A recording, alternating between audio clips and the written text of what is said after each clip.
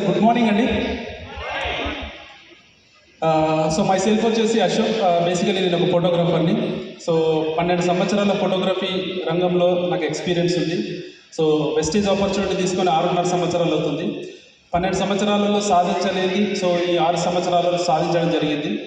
So ఈ opportunity వచ్చే ముందు సో నెలకు ఒక 10-15 వేల రూపాయలు సంపాదించాలి అన్న కూడా కష్టపడే రోజులు. కానీ ఈరోజు ఈ ఆపర్చునిటీ ద్వారా నెలకి 10 లక్షల రూపాయలు సంపాదించే స్థాయికి కూడా రావడం జరిగింది. సో ఈరోజు మనం స్వాతంత్ర దినోత్సవం.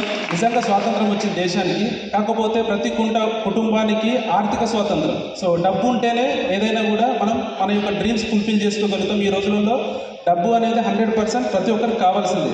కానీ మనం చేసే పనిలో ఆ డబ్బు రావట్లేదు అన్నది నిజం. సో ఎంత కష్టపడుతున్నా కూడా ఆ లిమిటెడ్ ఇన్కంలో మన డ్రీమ్స్ ఫుల్ఫిల్ కాదు. మన పిల్లల చదువులు కావచ్చు, మన లైఫ్ స్టైల్ కావచ్చు, హెల్త్ పర్పస్లో కావచ్చు, ఏదైనా సరే అది మారాలంటే డబ్బుతో ముడిపడింది. సో అలాంటి డబ్బు సంపాదించే మార్గం వెస్టేజ్ అనేది మీకు ఇస్తూ ఉంది. సో మీరు ఆల్రెడీ ఒక పని చేస్తున్నారు, సో ఎక్స్ట్రా వర్క్ కింద మీరు తీసుకోవచ్చు. ఏ వర్క్ లేదు, ఫుల్ టైంలో తీసుకోవచ్చు. ఎట్లా చేసినా కూడా ఒక 1 to 2 years ఇక్కడ కమిట్మెంట్తో మీరు వర్క్ చేశారనుకోండి, 100% మీ లైఫ్లో మీరు మార్చుకోగలుగుతారు.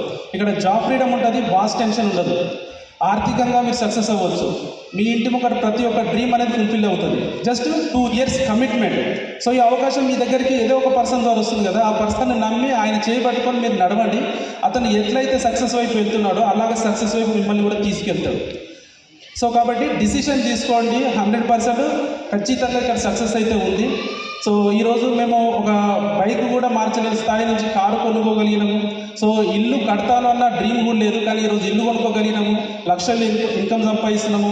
సో మనకి ఇంకొక డ్రీమ్ ఇంకొక జస్ట్ 3-4 డేస్లలో ఫుల్ఫిల్ అవుతుంది. అదేంటి అంటే స్విట్జర్లాండ్ ట్రిప్ వెళ్తూ ఉన్నాం. సో ఎంతమందికి అవుట్ ఆఫ్ వెళ్ళాలని ఉంటుందండి.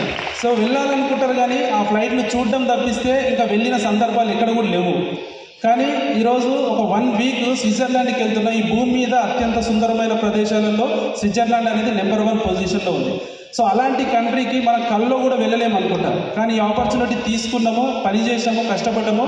జస్ట్ ఇంకొక 1 వీక్లో ఫ్లైట్ ఎక్కబోతూ ఉన్నాము. సో మీ అందరికి అక్కడ విషయాలు కూడా చెప్తాం వచ్చిన తర్వాత. So take a right decision. Thank you. My wastage and winning my great applies. Thank you.